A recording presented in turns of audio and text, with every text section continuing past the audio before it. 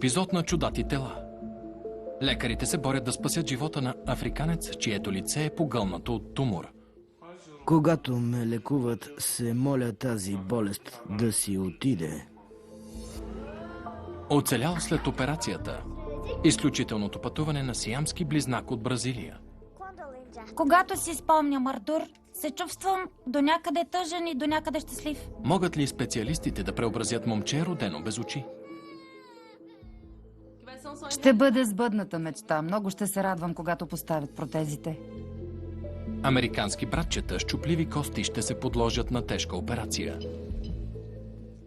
Процедурата е тежка, но поне ще имат шанс отново да ходят, без да изпитват болка. 3 поколения от британско семейство, които са наследили обезобразени черти на лицето. Винаги ще бъда до нея и ще й казвам, че татко страда от същото. Ще може да разчитам на баща си за подкрепа. Техните заболявания са редки и загадъчни. Но с помощта на модерната медицина и силата на любовта, те се борят с трудностите. Това са истории за удивителна човешка смелост. Третият по големина град милиони туристи всяка година. Един новопристигнал от Африка обаче има сложна медицинска история. Туморът обхвана цялото ми лице. Когато ме видят, хората винаги казват, че не са виждали такова заболяване досега. Не мога да продължавам да живея така. Просто не мога. Това е 17-годишният Кумбуси, известен още като Проспър. Животът на Проспър е застрашен от агресивен тумор, който се проявява първо в бузите му, а днес вече обхваща цялото му лице.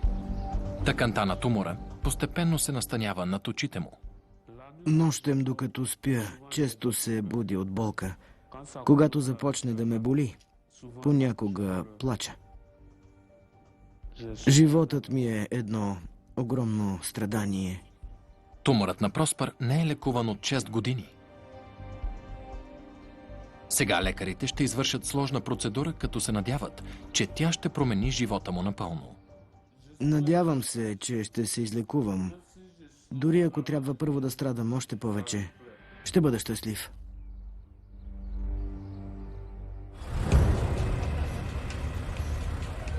Историята на Проспър започва в село близо до Бундуку, в бряг на слоновата кост, Африка.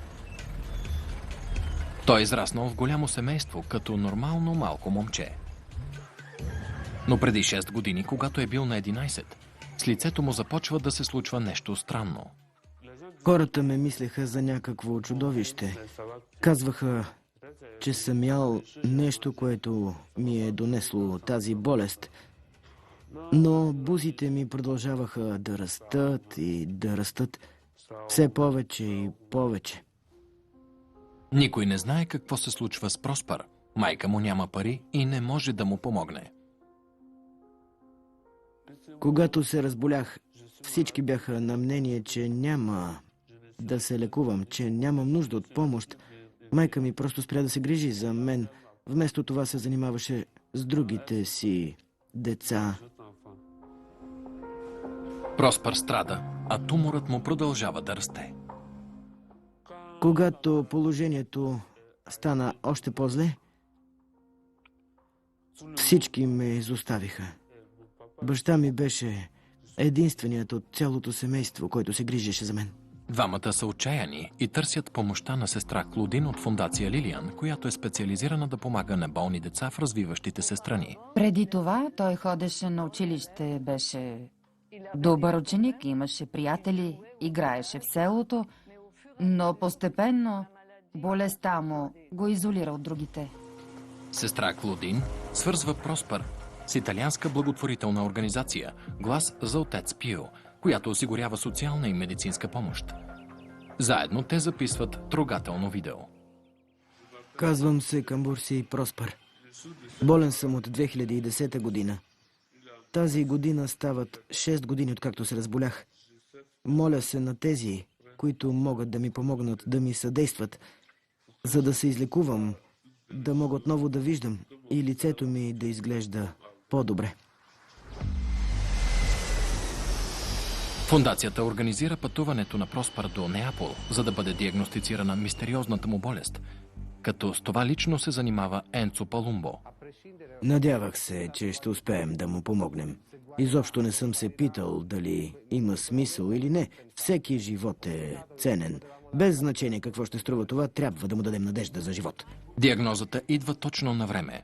Туморът на лицето на Проспър вече му причинява сериозни проблеми. Той диша трудно и започва да губи зрението си. Усещах, че не мога да направя нищо повече. Нищо повече. Най-важното нещо е, че искам отново да имам нормално лице. В началото изобщо не виждах. В болницата Паскал в Неапол първата задача на лекарите е да вземат проби от лицето на Проспър. Проспър дойде при нас с предполагаема диагноза неврофиброматоза. Искахме да е тук, за да направим биопсия и да потвърдим диагнозата. Изследванията ще разкрият причината за болестта на Проспър, за да се назначи подходящо лечение. Лекарите откриват, че става въпрос за форма на рак, която не са срещали досега. Стигнахме до диагноза, окончателна диагноза. Става въпрос за съчетание на лимфом на Бъркит и все още непознат, но агресивен лимфом. Проспър страда от рядка форма на лимфом на Бъркит. Рак, който атакува здравите клетки на имунната система. В повечето случаи, като този на Проспър, изходът е фатален, ако болестта не се лекува. Не мога да ви кажа каква е прогнозата, но ако трябва да сме максимално честни, ще трябва да се борим с злокачествен тумор, който не е лекуван с години. Добрата новина при Проспър е, че раковите клетки са концентрирани само в главата му и не са се разпространили по цялото му тяло. Основната разлика тук е, че скоростта на размножаване на раковите клетки в неговия случай е много по-ниска в сравнение с обичайната скорост, която сме свикнали да виждаме при лимфома на Бъркит. Тъй като разпространението на рака е ограничено, планът е Проспър да бъде лекуван с химиотерапия, лъчетерапия, стволови клетки и накрая с пластична хирургия. Надеждата е, че лекарите не само ще спасят живота му, но и ще успеят да му върнат нормалния вид. Мисля, че в крайна сметка ще му осигурим лице, което ще прилича на лицето на всяко друго момче на неговата възраст. Надяваме се.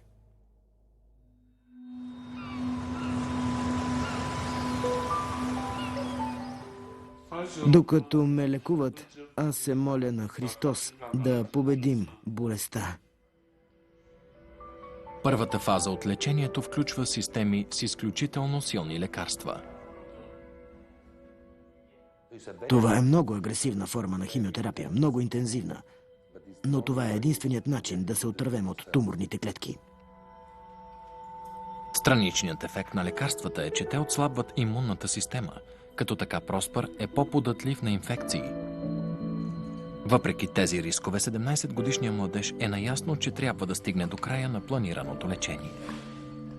Надявам се, че ще ме излекуват. Страдам от тази болест от 5, вече 6 години. Ако трябва да издържа още 3 дни или цял месец, това няма да ме откаже. Само ми дава сила, за да продължа.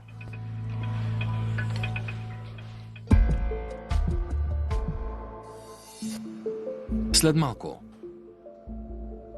Може ли Проспър да победи злокачествения тумор? Всяка вечер, когато си лягам, проблемите ме застигат и често плача. Оцелял след операцията. Изключителното пътуване на сиамски близнак от Бразилия. Когато си спомням Артур, се чувствам до някъде тъжен и до някъде...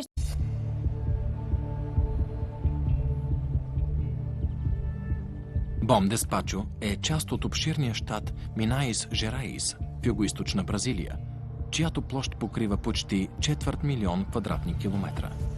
Тук живее Отавио Пиментел, малко момче с рядък недък, с който трябва да се бори всеки ден. Как включваме на задна? Камионът на задна. Как натискаме клаксона? Клаксонът е тук. В началото това беше истински шок за нас. Само едно на всеки 3000 деца се ражда сляпо, Но случаят на 4-годишният Отавио е още по-необикновен. Той е роден без очи заради болест, която засяга 1 на 250 000 бебета – анофталмия. Скоро обаче Отавио заминава на пътешествие, което може да промени начина, по който другите гледат на него. Това ще е сбъдната мечта. Ще се радваме да получи очни протези. Родителите на Отавио, Джанайна и Велисон, са много радостни, когато той се ражда. Той е третото им дете и те очакват, че и с него всичко ще бъде наред. Когато Отавио се роди, ние видяхме, че очите му са затворени. Решихме, че това е нормално. Но после минаха дни, а очите му все така не се отваряха. Анофталмията при Отавио е причинена от генна мутация. В резултат на това тялото му не е образувало протеина, който е нужен за развитието на очите му. Докато Отавио е растял в утробата на Джанайна, очите му не са се развивали нормално. Затова се е родил така.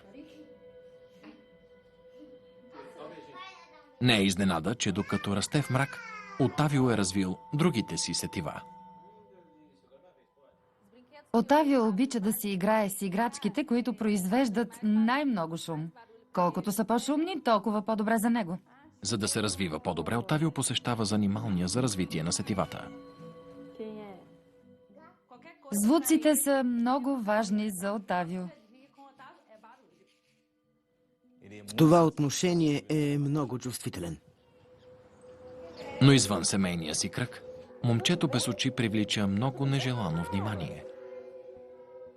Струва ми се, че това е най-лошото за нас, когато се сблъскаме с предразсъдъците. Но има надежда на хоризонта. Специалист в кампинаж, Карлош Карели прави изкуствени очи за Отавио и това може да го спаси от нежеланото внимание на другите. Днес Отавио се подготвя за пътуване, което може да промени живота му. Въпреки че няма да може да вижда с новите си очи, те ще променят начина, по който другите гледат на него. Това е надежда. Чакам го от деня, в който той се роди. Ще бъде сбъдната мечта. Много се надявам всичко да мине добре.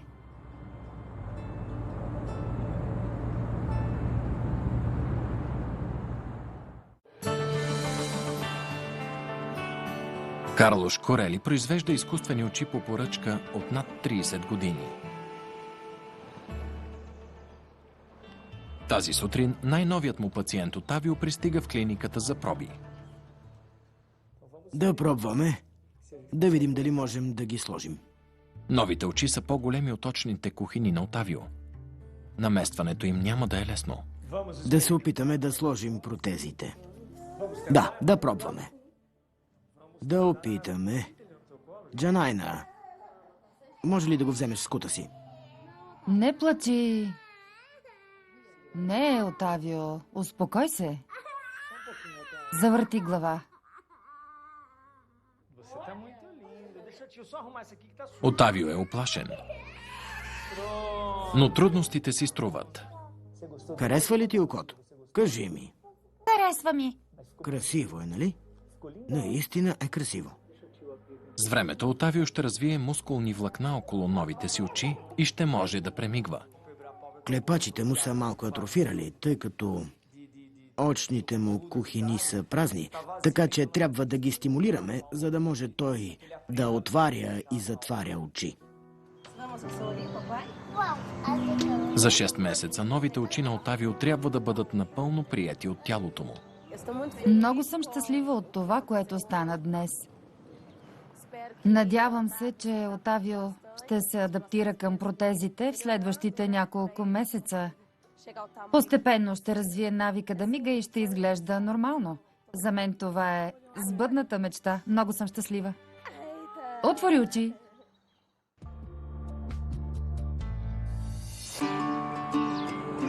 Елкхорн е едно от предградията на Омаха, Небраска, в средния запад на Съединените американски щати. Тук живеят двама братя, които носят една от най-редките и изключителни болести в света. Обикновено, когато вървя, имам странно усещане в краката. Все едно постоянно треперят. Как е при теб, брат ми? Обикновено мога. Тогава не. Аршан е на 9 години, а Джейхан на 6. И двамата страдат от болест, която се характеризира с огъващи се кости. Вече са претърпели сериозни коригиращи процедури, но скоро двамата ще прекусят Америка, за да разберат дали ще трябва да се подложат на нова болезнена операция. Обичам те. Благодаря. За нищо.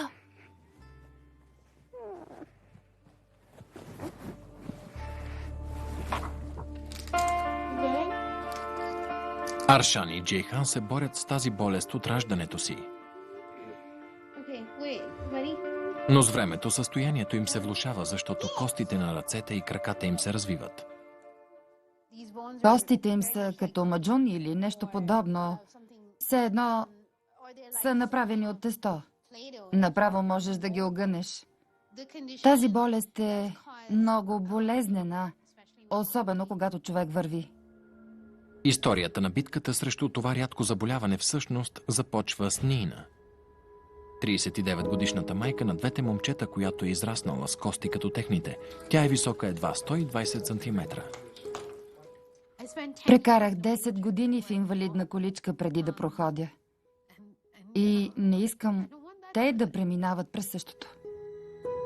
Нина се подлага на над 30 операции, докато расте, след което успява да завърши образованието си и става учител по английски в Дубай.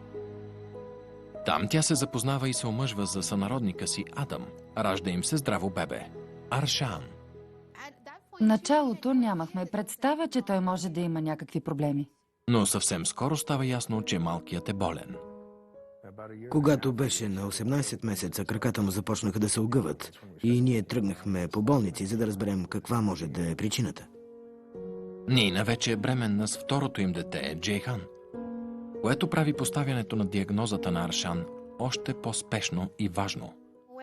4 месеца и половина след като забременях с Джейхан, движенията, основно ходенето на Аршан, започнаха да се забавят. Тогава вече ни беше ясно, че нещо с него не е наред. Виждахме, че е болен. В крайна сметка семейството се обръща към лекарите в Щатите, които им казват, че Аршан страда от невероятно рядка болест – метафизарна хондродисплазия на Янсен. Също така тогава Нина научава, че тя от раждането си страда от заболяването.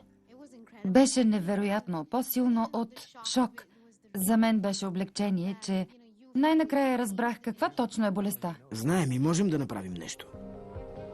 Метафизарната хондродисплазия на Янсен е много рядка болест, при която развитието на костите на краката и ръцете не достига период на зрялост. Те остават слаби и меки. Крайниците не растат нормално и са много по-къси. Невероятно е, но 3 от общо 22 души в света с тази болест живеят под един покрив.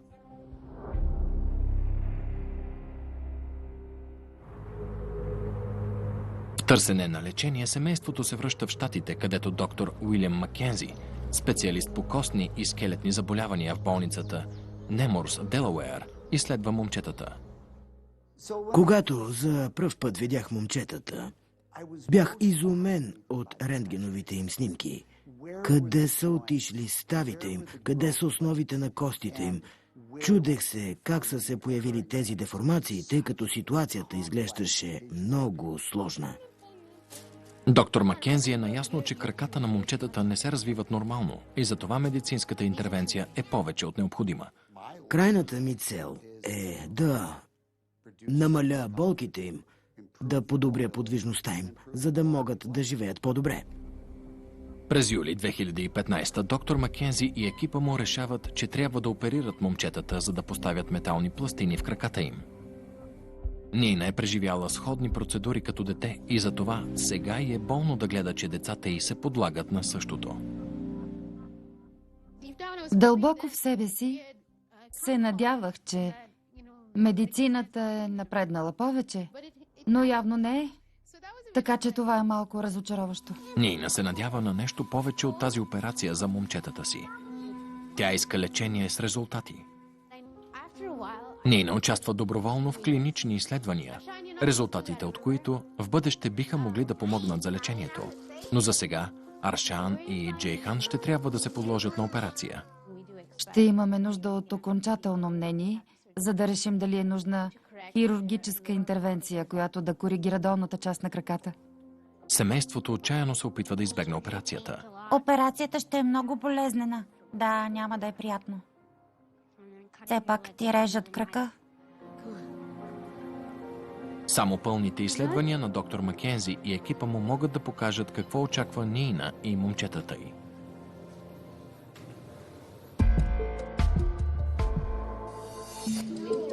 След малко, Нина е изправена пред дилема относно евентуалната операция.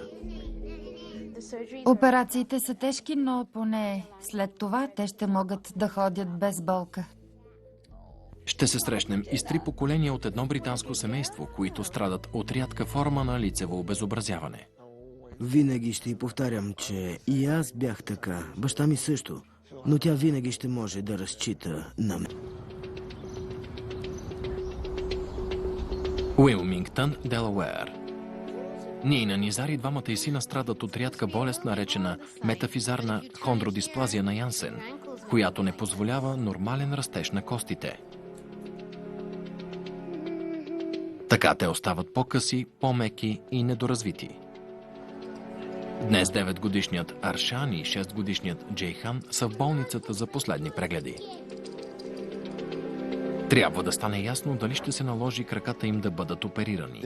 За тяхната болест няма лечение. Единственото, което можем да направим, е да подобрим състоянието им. Трябва да подсилим костите им и да ги изправим. Екипът на доктор Маккензи трябва да провери как растат краката на момчетата и под какъв ъгъл. Това не е толкова зле, нали? Първо, лекарите ги мерят и теглят. О, това не е зле. 90 сантиметра. Аршан е висок 90 см, с 1/3 е по-нисък от нормално 9-годишно дете. След това момчетата отиват на рентген, където апаратурата ги снима докато стоят прави, от глава до пети. Това ще даде по-точна картина на доктор Маккензи. Той трябва да прецени каква е степента на изкривяване и какво е натоварването на костите. Ето така в продължение на 15 секунди. Нина е наясно, че е най-добре Аршан и Джейхан да се оперират, докато са малки. Знае също, че няма друг вариант. Операциите са тежки, но така поне имат шанс да започнат да ходят без да изпитват болка. Доктор Маккензи знае, че трябва да вземе правилното решение, когато дойдат резултатите. Това е страничната част на пищяла. Ставите на коляното там и ставата наглезена. Всъщност, така изглеждат доста изправени. А тук и двата крака изглеждат добре. Новините са окуражаващи. Резултатите от рентгена са близки до последните. Но към днешна дата не мога да кажа, че е задължително да оперираме, както и че изобщо е необходима някаква терапия. Щастлив съм, че не се налага операция. Много, много щастлив. Имаме повод за радост, но в същото време знаем какво се случва с момчетата, което ме кара още повече да се надявам, че ще се намери лечение за тяхната болест. А момчетата могат да се насладят отново на детството си, поне до следващия преглед. Нина и Адам ще продължават да се надяват на медицински пробив, който ще осигури лечение за синовете им.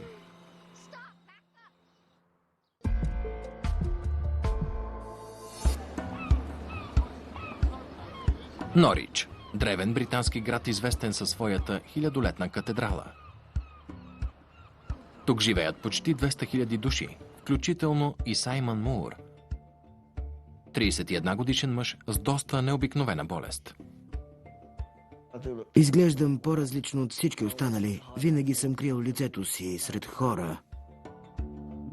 Саймън страда от синдрома Трийчър-Колинс, Рядко генетично заболяване, което засяга 1 на всеки 50 000 души. Тази болест променя структурата на костите и тъканите на лицето. На практика това означава, че нямам уши, нямам скули. Заради това очите ми са леко изместени надолу, просто няма какво да ги държи. Но Саймън не е единственият в своето семейство, който има тази болест. 2-годишната му дъщеря Алис страда от същото заболяване. Също като баща си, това щастливо бебе е родено без скули, без ушни мидии, което означава, че тя е напълно глуха. Скоро и предстоят изследвания, които ще покажат дали ще може да се подложи на операция. Но каквото и да стане, Алис може да е сигурна, че баща й ще е до нея. Винаги ще съм до нея, за да й казвам, че и аз съм се родил така. Татко беше същият, когато беше малко момче. Саймън е роден през 1986 година. Едва тогава става ясно, че семейство Мур носи тази болест. Педиатрът в болницата дойде при нас и ни каза: "О, синът ви има синдром на Тричър-Колинс." Но изненадата тепърва предстои. Майката на Саймън научава, че тя също е била родена с тази болест. За мен това беше шок, защото не знаех, че имам синдром. Никога не бях чувала за него. Беше голямо предизвикателство да се справя с всичко това. Оказва се, че 3 поколения членове на семейство Мур носят синдрома Тричър-Колинс. Майката на Саймън Сю, Саймън и сега 2-годишната му дъщеря Алис. Причината е наследствена мутация на ген, който отговаря за развитието на лицевата структура. Болните се отличават с недоразвита челюст, деформирани очи и липса на ушни миди. Подобно на половината болни от този синдром, Саймън е глух и трябва да носи апарат за подобряване на слуха от 3 годишен. Това е обикновен апарат, който при другите хора се закрепя на ухото, но при мен е в опростен вариант, тъй като влиза направо в ушния канал и изглежда малко по-странно. След като Саймън завършва училище, той започва да преподава на тези, които искат да усвоят езика на глухите, и там се запознава с бъдещата си съпруга и майка на Алис, Вики. Изобщо не се колебаех по въпроса дали искам дете от Саймън. Живея с него, защото го обичам. А когато обичаш съпруга си, не си задаваш въпроса дали искаш дете от него. При раждането на Алис през 2014, шансът и тя да страда от синдрома е 50%. Постоянно ни разсмива. Това дете ни забавлява всяка една минута. Още при раждането става ясно, че Алис също носи болестта, но симптомите й са по-леки в сравнение с тези при Саймън.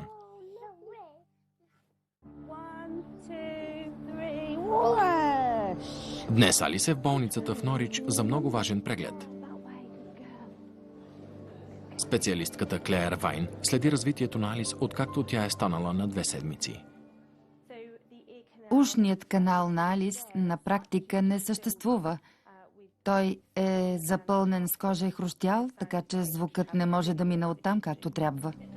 Подобно на баща си, Алис също трябва да използва слухов апарат, който се закрепя на главата, при това още от 1-месечна възраст. Днешният преглед ще покаже дали това решение й помага. Здрасти, Алис, искаш ли да влезеш? Здравей! Алис все още се учи как да общува. Затова е много важно слухът й да работи. Пускам и различни видове говор и следим реакцията, за да определим дали чува. Караме я да играе с нас, когато чуе звука. Ето го звукът. Точно така. Точно така. Добро, момиче. Когато порасне още малко Алис, лекарите ще могат да й имплантират нов слухов апарат, но за целта черепът й трябва да заякне. Ще съм до нея, за да й кажа, че баща й носи 28 години слухов апарат, който се крепи на главата. Той постоянно пада, постоянно имам главоболие. Чак миналата година получих имплант. С бързото развитие на тези технологии и с любящото семейство, в което расте, Алис може да се надява на по-добро бъдеще. Тя вече има планове каква иска да бъде, когато порасне. Да, иска да е лекар или Батман. Ние ще бъдем до нея във всяка една стъпка от развитието й.